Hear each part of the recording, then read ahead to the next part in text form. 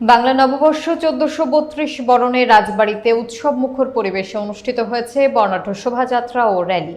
জেলা প্রশাসনের আয়োজনে জেলা প্রশাসক কার্যালয় থেকে শুরু হয়ে শোভাযাত্রা শহরের প্রধান সড়ক প্রদক্ষিণ করে খুশি ময়দানে গিয়ে শেষ হয়।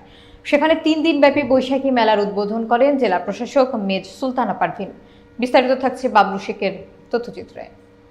এই আয়োজনে ছিল সাংস্কৃতিক অনুষ্ঠান, গান, নৃত্য, আবৃত্তি এবং বিভিন্ন লোকজ আয়োজন। এছাড়া রাজবাড়ী জেলা বিএনপির পক্ষ থেকেও বিশাল শোভাযাত্রা বের করা হয়। র্যালি শেষে বিএনপি কার্যালয়ে সাংস্কৃতিক অনুষ্ঠান এবং লাঠি খেলার আয়োজন করা হয়। অংশ নেন বিএনপি ও এর অঙ্গ সহযোগী সংগঠনের নেতাকর্মীরা।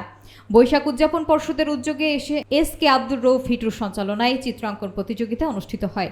রাজবাড়ী প্রেস ক্লাবের সভাপতি কাজী আব্দুল কুদ্দুস বাবু এবং সাধারণ সম্পাদক মোহাম্মদ শহীদুল ইসলাম হিরণ নববর্ষের শুভেচ্ছা জানান।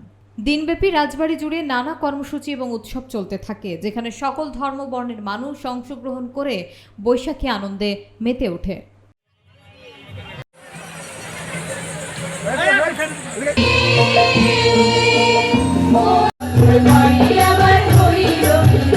রাজবাড়িবাসীকে জানাচ্ছি বাংলা নববর্ষ ১৪৩২ শুভেচ্ছা।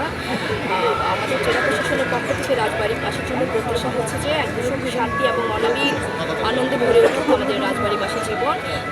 আপনারা জেনে থাকবেন যে আজকে থেকে এই র্যালির শুরু দিয়ে আমরা ৩ দিন ব্যাপী আমাদের অনুষ্ঠান আছে জেলা প্রশাসন থেকে, যেটা শহীদ খুশি রেলওয়ে ময়দানে আয়োজন করা হবে। আপনারা সবাই